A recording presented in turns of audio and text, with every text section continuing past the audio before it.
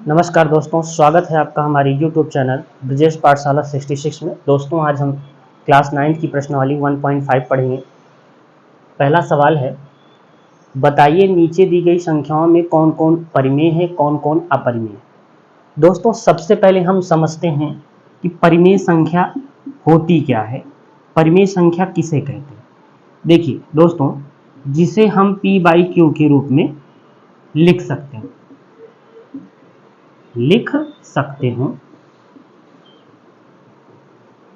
उसे हम परिमेय संख्या कहते हैं। लेकिन इसकी कुछ शर्तें होती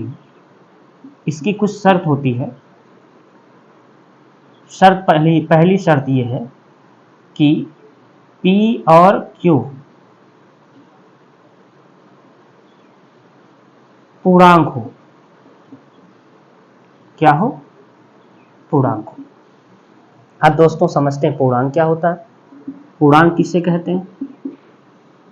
पूर्णांक जितने भी धनात्मक मान है और जितने ऋणात्मक मान है और शून्य, इनके तीनों के समूह को हम पूर्णांक कहते हैं। यानी 0, 1, 2, 3 dot dot infinite, -1, -2, -3 dot dot infinite. शून्य धनात्मक मान, सभी ऋणात्मक मान, ये जो इनके पूरे समूह बन रहे हैं, इन्हीं समूह को हम पूर्णांक कहते हैं।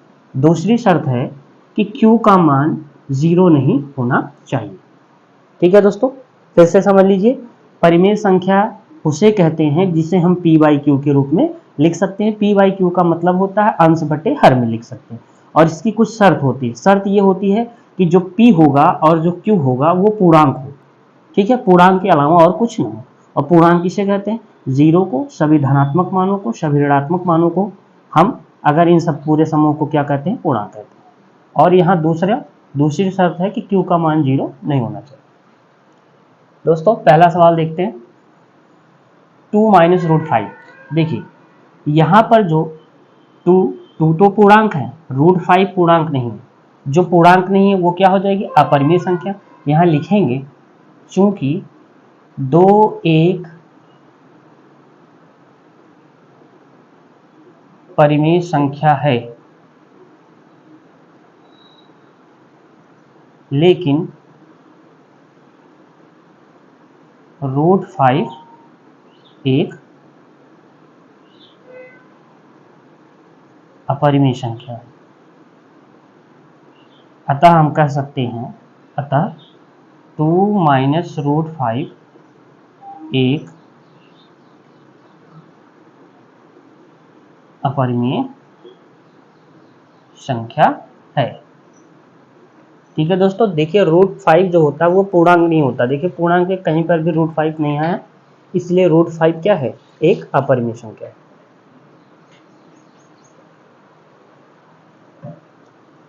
चलिए दूसरा सवाल देखते हैं। दूसरे सवाल में 3 + √23 - √23, इसको हम अगर ब्रैकेट को तोड़ दें, देखिए ये प्लस है, ये माइनस है, प्लस माइनस ये हो जाएगा कैंसिल, ये आ जाएगा 3 को हम 3/1 भी लिख सकते हैं। अब यहाँ देखते हैं, इसे हम P/Q के रूप में लिख सकते हैं। और P और Q का मान क्या होना चाहिए? पूर्णांक होना चाहिए। तो देखिए 3 भी पूर्णांक होती है। 3 देखिए यहाँ पर 3 आ रही है, यानी ये पूर्णांक है। 1 भी पूर्णांक है, ये भी 1 यहाँ आ रहा है। इसका मतलब ये है 3/1 यानी 3 जो है वो क्या है? परिमेय संख्या। अतः 3 एक परिमेय संख्या है। तीसरा सवाल देखते हैं। 2√7 अपान 7√7, √7 से √7 को हम कैंसिल कर देंगे, कितना आ जाएगा? 2/7। अब देखिए 2/7 को हम P/Q के रूप में तो लिख सकते हैं, और P का मान यानी 2 का मान भी एक पूर्णांक है, और Q यानी 7 का मान भी एक पूर्णांक है। यानी 2 भी पूर्णांक है, 7 भी पूर्णांक है। अगर 2 और 7 पूर्णांक है तो इसका मतलब हम कह सकते हैं ये क्या है? परिमेय संख्या। क्या है ये? परिमेय संख्या।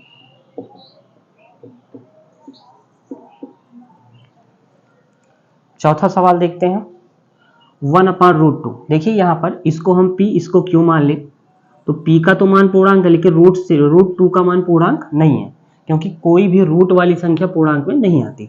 यानी √2 क्या है?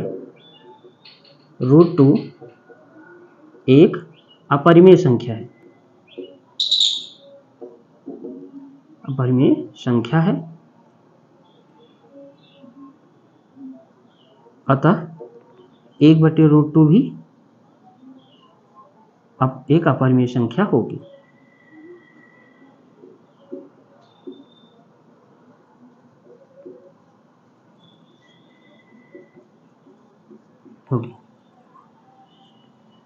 चलिए अंतिम सवाल देखते हैं। देखिए दोस्तों, पांचवा सवाल है 2 पाई।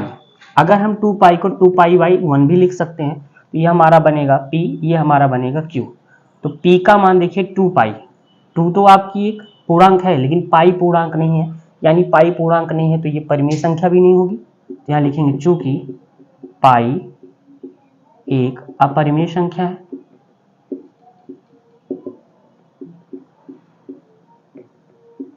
अतः 2 पाई एक अपरिमेय संख्या होगी। That's all. हाँ दोस्तों, देखते हैं दूसरा सवाल। निम्न व्यंजकों में से प्रत्येक व्यंजक को सरल कीजिए। देखिए 3 + √3, यहाँ पर कोई भी निशान नहीं है, तो यानी इसके बीच मल्टीप्लाई का चिन्ह है। 2 + √2 यानी इस व्यंजक का इस व्यंजक के साथ गुणा करना है। दोस्तों, गुणा करने का नियम क्या होता है? पहले हम ये वाली संख्या लेते हैं, इस संख्या का क्रमशः हम इसमें गुणा कराते हैं, फिर इसमें गुणा कराते हैं। फिर ये वाली संख्या लेते हैं, फिर इसका गुणा भी क्रमशः हम इसमें कराते हैं, इसमें कराते हैं। इस प्रकार इसका गुणा किया जाता है। चलिए दोस्तों देखते हैं कैसे होगा गुणा। देखिए इस 3 का गुणा करेंगे 2 में, 3 का गुणा 2 में होगा, 3 दूना 6। उसके बाद अब इस 3 का गुणा फिर से करेंगे √2 में। तो देखिए दोस्तों, ये संख्या बिना रूट की है और ये रूट की है।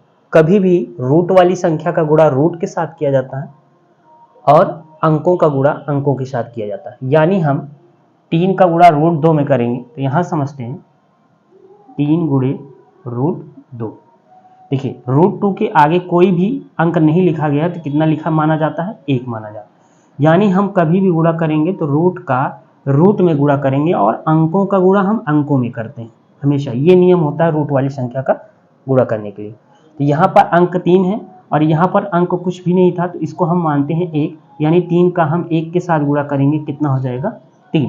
और √2 जो है वो अकेले है, उसको हम वैसे लिख देंगे, इसका मान हो जाएगा 3√2।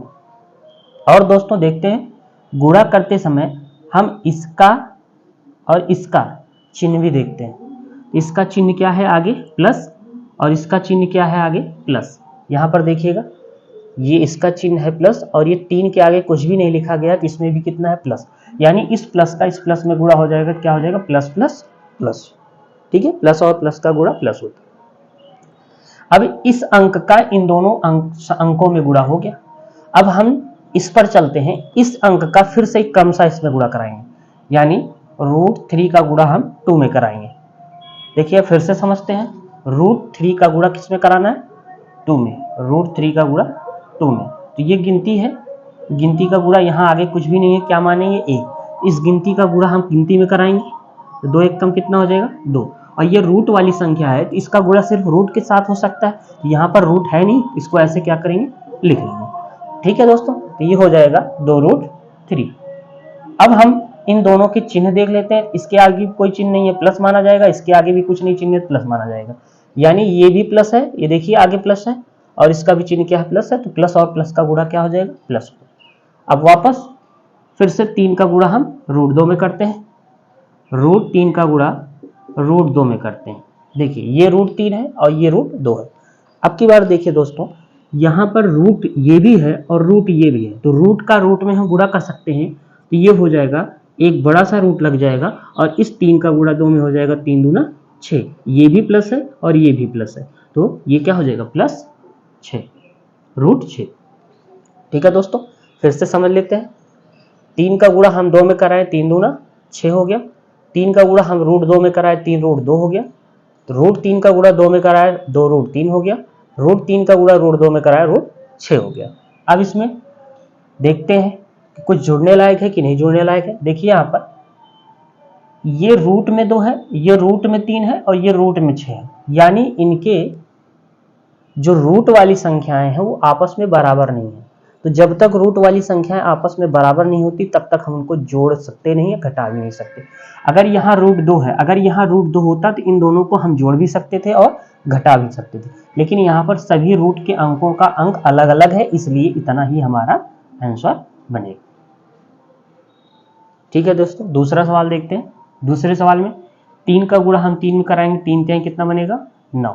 अब ये 3 का गुणा हम √3 में कराएंगे, देखिए 3 का गुणा √3 में कराते हैं तो इसके आगे 1 मानेंगे, 3 1 कम कितना हो जाएगा 3 और ये आ जाएगा √3, यह आ जाएगा 3 √3।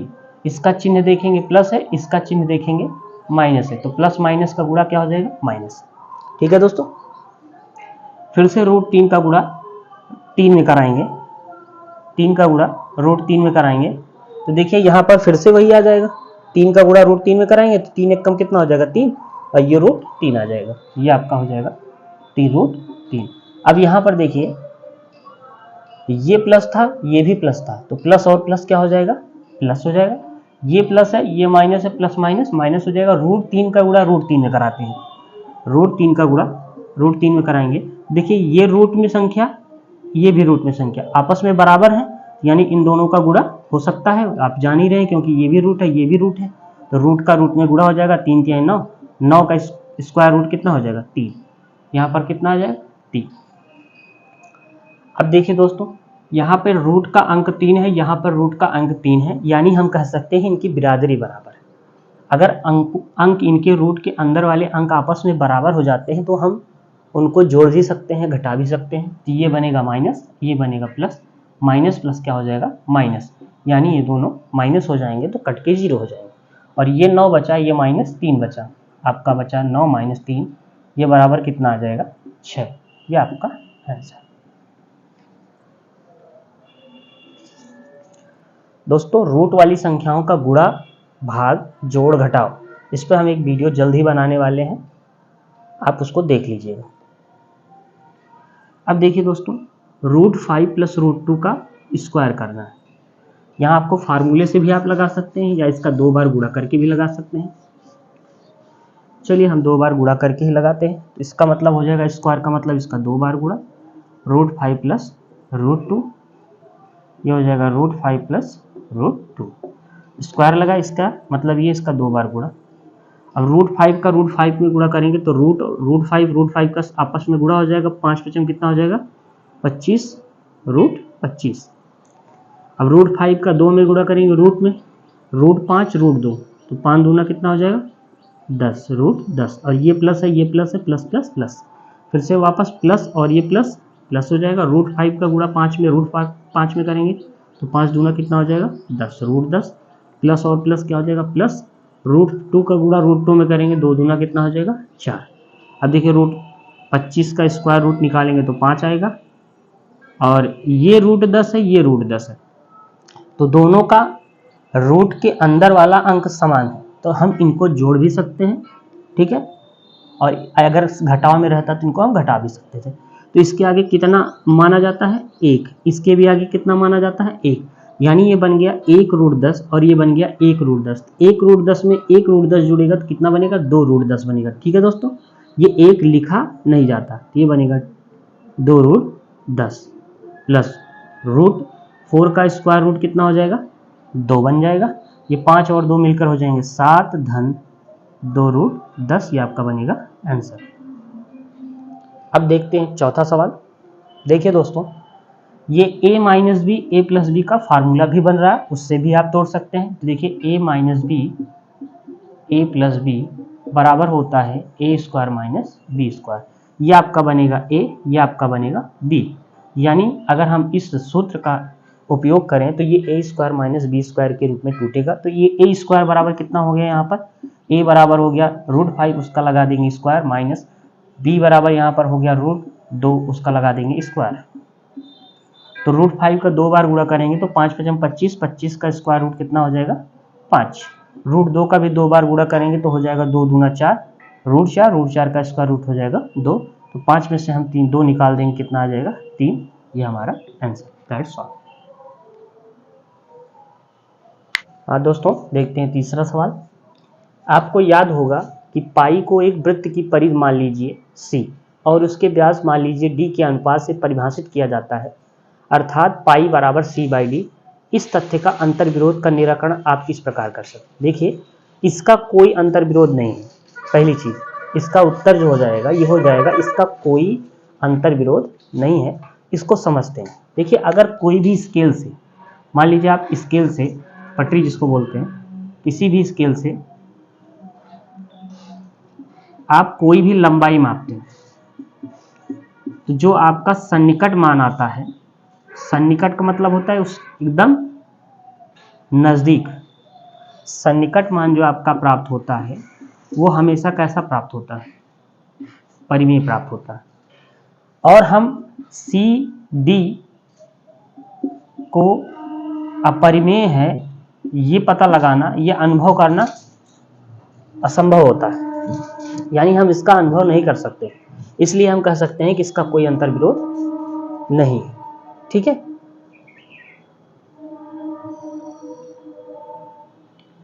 देखते हैं इसका उत्तर क्या होगा। इसको लिखेंगे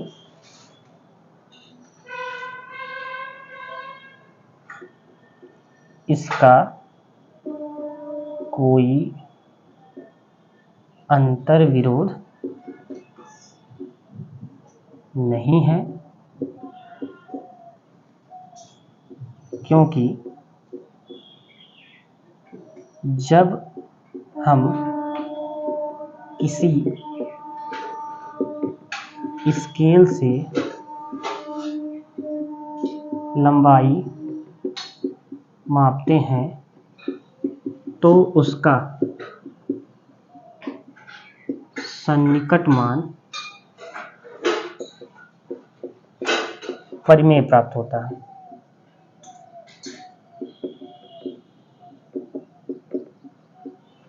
ठीक है, सन्निकट मान परिमेय प्राप्त होता है। अतः आप ये अनुभव नहीं कर पाते हैं कि C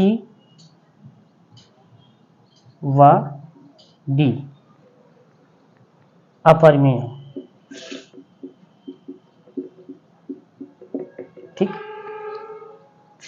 इसलिए C/D जो 22/7 है, ये पाई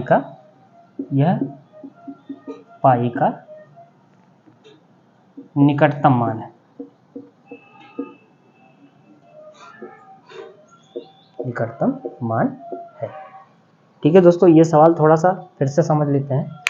देखिए, इसका कोई अंतर्विरोध नहीं है, यानी कि अगर हम किसी भी स्केल से लंबाई को मापते हैं, देखिए लंबाई जब भी मापी जाएगी तो उसका निकटतम मान, सन्निकट मान हमेशा आपको परिमेय प्राप्त होता है।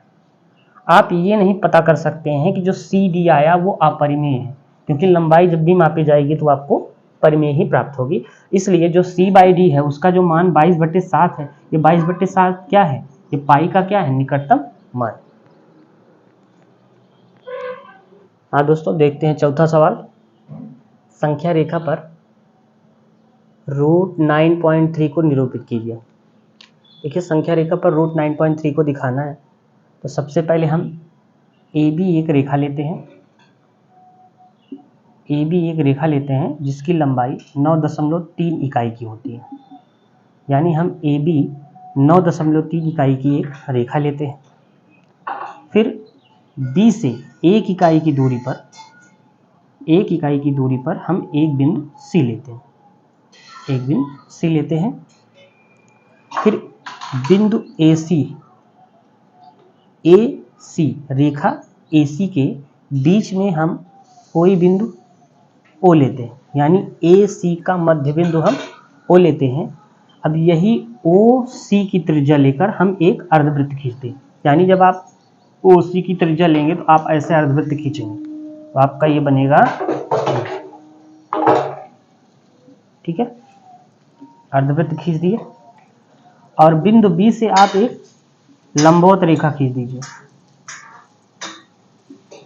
जो अर्धवृत्त को डी बिंदु पर काटता है।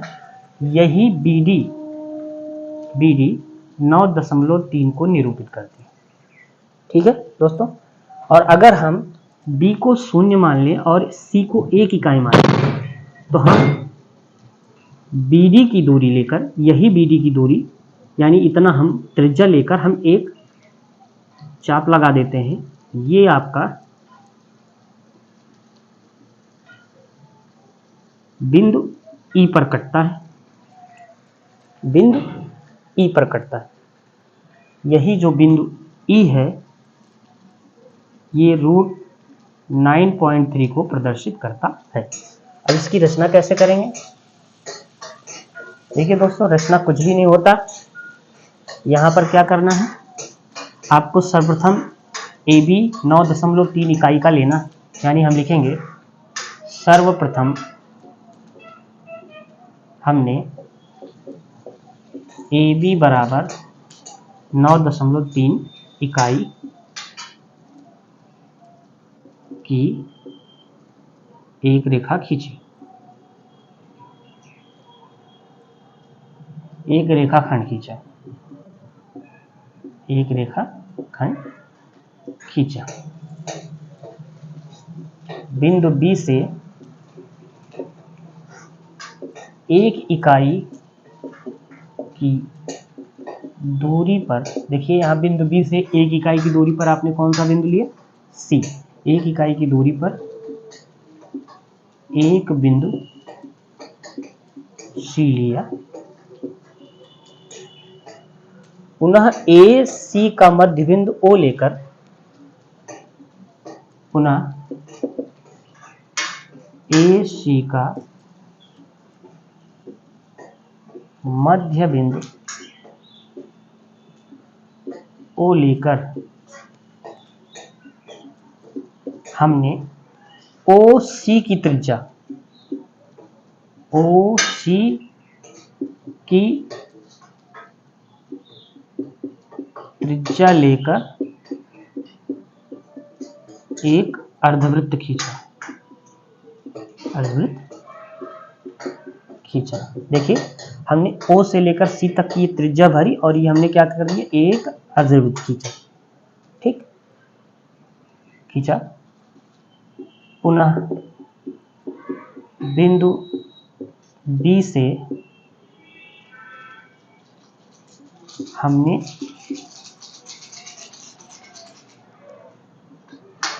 एक, देखिए बिंदु B से BD हमने एक BD लंब खींचा,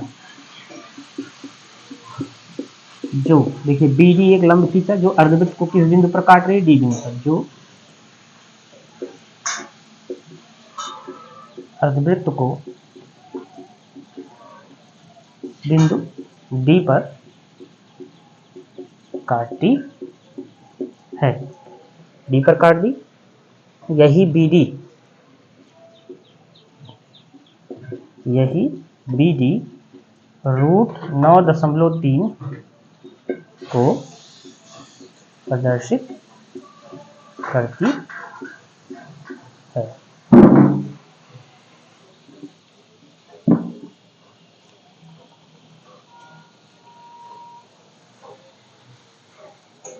देखिए दोस्तों, और पुनः अगर हम B को 0 और C को 1 इकाई मान लें, B को 0 और C को 1 इकाई मान लें तो BD की त्रिज्या भरकर एक चाप लगा दें। BD के बराबर दूरी लेकर हम एक चाप खींचें तो यह देखिए, हमने यहाँ से इतनी दूरी भरकर हमने एक चाप खींचा, तो ये AC को किस बिंदु पर काट रही है, तो यह AC को बिंदु E पर काटती है। यही E बराबर √9.3 है। अतः हम कह सकते हैं कि E बराबर यही E √9.3 निरूपित करती है।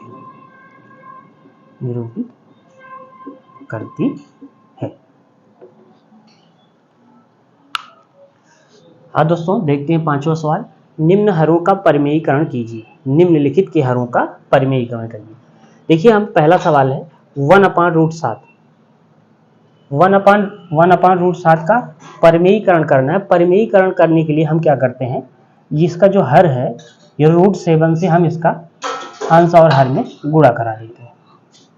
यह आप कहा जाएगा √7 का एक गुणा हो जाएगा √7 हो जाएगा, और √7 का √7 में गुणा हो जाएगा तो 7 7 49 हो जाएगा। 49 का वर्गमूल कितना हो जाता है, 7। यह आपका हो गया परिमेयीकरण।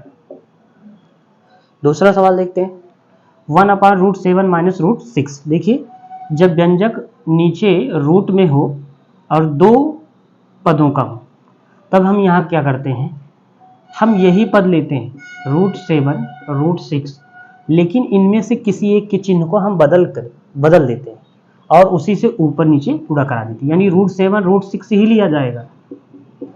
इसी से हम क्या करेंगे, ऊपर नीचे गुणा करा देंगे, लेकिन ध्यान रहे कि यहाँ पर इन दोनों के एक चिन्ह को बदल देते हैं। तो ये माइनस है, इसी को हम बदल देते हैं। यहाँ क्या बन जाएगा, प्लस, यहाँ क्या बन जाएगा, प्लस। अब हम इसका गुणा करा देंगे। √7 + √6 का एक में गुणा कराएंगे तो ये बनेगा √7 + √6। और दोस्तों ये देखिए, ये a - b a + b का फार्मूला बनेगा, यानी a² - b²। यहाँ पर a² हो जाएगा √7 का स्क्वायर माइनस ये बनेगा √6 का स्क्वायर। आपको पता है a² - b² ये आपका बनता है a + b a - b वाला फार्मूला। उसी आधार पर ये टूटेगा। इसका आ जाएगा √7 + √6 बटे √7 का स्क्वायर करेंगे तो 7 हो जाएगा, √6 का स्क्वायर करेंगे 6 हो जाएगा। यह आ जाएगा √7 + √6 बटे 7 में से 6 को घटा देंगे 1 आ जाएगा। यह आपका बनेगा आंसर। तीसरा सवाल है 1/√5 + √2। इसमें भी √5 √2 का गुणा कराएंगे ऊपर नीचे, लेकिन इनमें से किसी एक के चिन्ह को बदल देंगे। तो ये प्लस है, इसको क्या कर देंगे, माइनस। देखिए, उसी संख्या का ऊपर और उसी संख्या का नीचे गुणा कराने से उसके मान पर कोई प्रभाव नहीं पड़ता। तो गुणा करा देंगे, ये बन जाएगा √5 - √2, यानी इसका गुणा हम एक में कराएंगे तो वही होगा। फिर से ये बनेगा a + b, ये बनेगा a - b, ये बनेगा a² √5 का स्क्वायर माइनस b² √2 का स्क्वायर। ये बन जाएगा √5 - √2 अपान 5 का √5 का स्क्वायर 5, √2 का स्क्वायर 2। ये आपका आ जाएगा √5 - √2 बटे 5 में से 2 गए 3। आपका बन जाएगा आंसर। चौथा सवाल देखते हैं।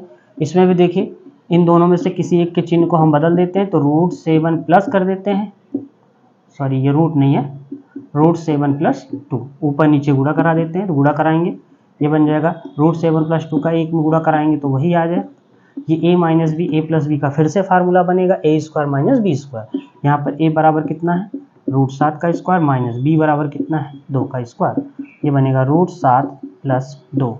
√7 का स्क्वायर हो जाएगा कितना, 7, यहाँ माइनस 2 का स्क्वायर बन जाएगा 4। आ जाएगा आंसर आपका √7 - 2 बटे 7 में से 4 गए 3। ये आपका आ जाएगा आंसर। दोस्तों, वीडियो अच्छा लगे तो लाइक करिए, शेयर करिए, कमेंट करिए और सब्सक्राइब करना भूलिएगा मत। धन्यवाद।